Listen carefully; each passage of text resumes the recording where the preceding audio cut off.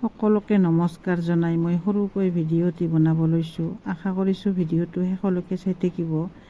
আমাৰ আজি বিলাহী পুলি ৰুবলৈ ওলাইছোঁ, গতিকে কি জাত ৰুম, কেনেকৈ ৰুম সকলোখিনি দেখুৱাম। আপোনালোকে মাত্ৰ ভিডিঅ'টো শেষলৈকে চাই থাকিব।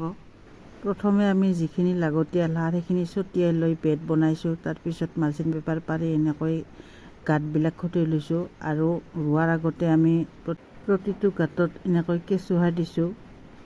এইবাৰ আমি প্ৰিয়া জাতৰ বিলাহী লগাব লৈছোঁ। মানে আমাৰ ইয়াত এইটো জাত বিলাহীৰ চাহিদাটো অলপ বেছিকৈ পোৱা যায়। মোৰ মানুহজন আৰু মই মানে দুয়োজনে সমানে লাগি দিছোঁ।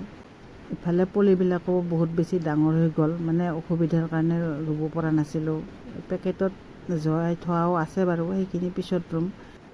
এইখিনি বহুত বেছি ডাঙৰ হ'ল, সেইকাৰণে এইখিনিকে আগতে ৰুই লৈছোঁ।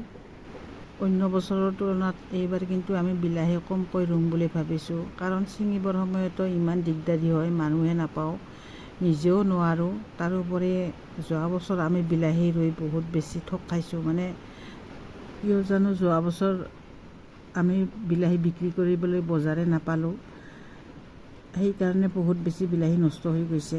সেইটো কাৰণে এইবাৰ অলপ কমকৈ ৰুইছোঁ। নাজানো এইবাৰ কি হয়, গতিকে আমি বিলাহীবিলাক এনেকৈয়ে লগাওঁ। আপোনালোকে যদি বেলেগকৈ লগায় তেনেহ'লে জনাবচোন। আৰু মোৰ ভিডিঅ' চোৱা সকলক কৈছোঁ, যদি আপোনালোকৰ ভিডিঅ'টো চাই ভাল লাগিছে তেনেহ'লে লাইক কমেণ্ট কৰিব। পিছৰ ভিডিঅ'ত নিশ্চয় লগ পাম। ধন্যবাদ।